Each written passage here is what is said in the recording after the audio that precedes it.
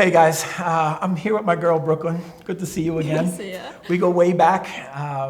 Tell me a little about your NYC experience. You were born in a family that was all about NYC, so you've heard about it for a very long time. Yes. I mean, my sister came back and she was like, it was so cool, like it was awesome. And so I was pumped. Yeah. And so I'd been hyping it up. And you could just tell when you walked in and you saw like 10,000 kids around you that the Lord was working. Yeah. And I've grown up in a church family. I've grown up where I'm always behind the scenes. I'm always helping my dad out at church events and I'm just always there. And so that kind of puts pressure on me to just, I feel like I have to be the best person, ever. I feel like I have to be the best Christian. And so sometimes I, struggle with that. But then when I walked in the building, I was, worshiping. I was like, I don't need to be anything else. I'm God's child. And it was just so cool. Wow. What a freeing experience. Yeah, it was awesome. All of us have felt a little of that obligation sometimes. Yeah. To feel like, man, I don't know if I measure up. I'm reading scripture and I'm like, I'm not that, I'm not that.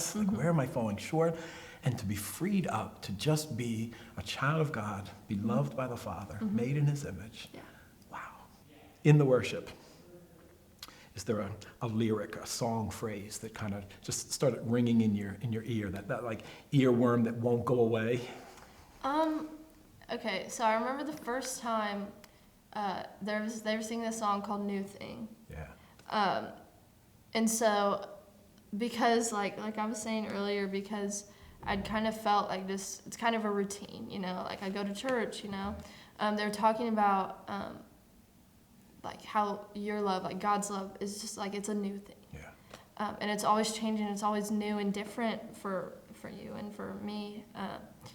And that song just kind of stuck with me the entire time. It was always the one that I looked forward to when they were singing, just because, it's true, God's love. It's it should be a new thing. It shouldn't be a routine. It shouldn't be something oh, I have to go to church on Sunday morning.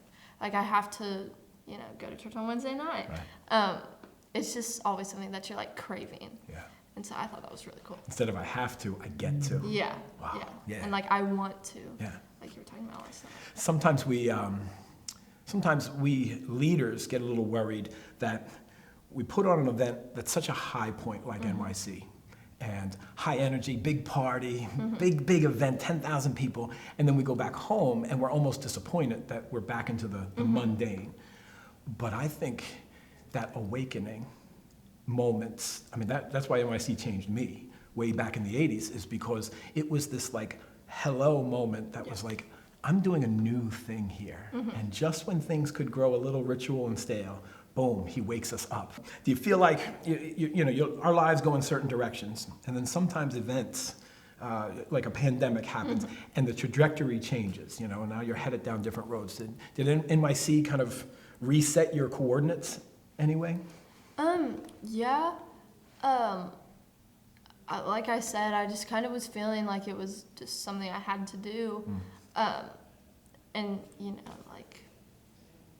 I don't know how to explain it, but just being able to get away, kind of like going to camp.